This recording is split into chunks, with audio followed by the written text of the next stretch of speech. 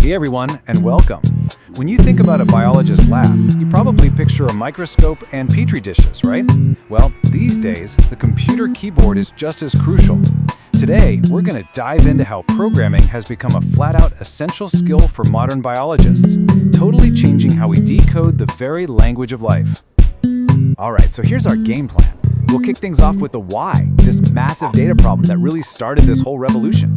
Then, we'll check out the go-to tools for coders in biology, Python and Julia.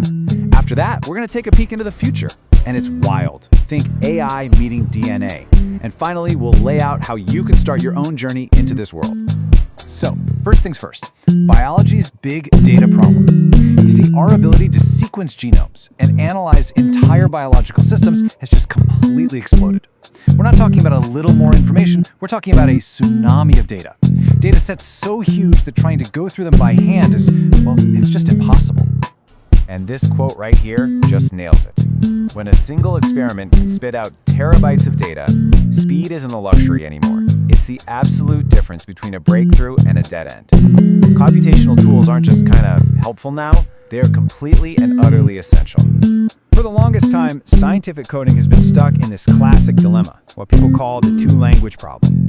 You either pick a language that's easy to write in so you can test ideas fast, but it runs slow, or you pick a language that's blazing fast, but it's a total pain to write. Scientists need both, right? They need to prototype and they need to run huge simulations.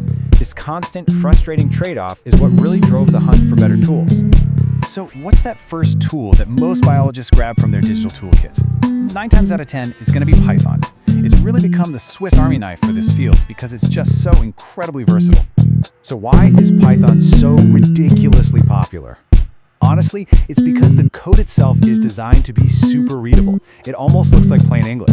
This is huge because it lowers the barrier to entry and lets scientists focus on their biological questions, the stuff that actually matters, instead of wrestling with super complicated code.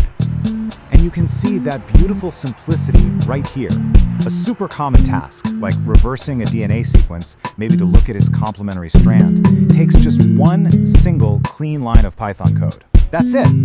But don't you dare mistake that simplicity for a lack of power. Oh no. When you add in specialized toolkits called libraries, like one named Pandas, Python turns into an absolute beast for analyzing data. For instance, with a command just like the one you see here, a biologist can take a massive file of gene data, instantly group it by cell type, and find the most active gene in each one. That's a super...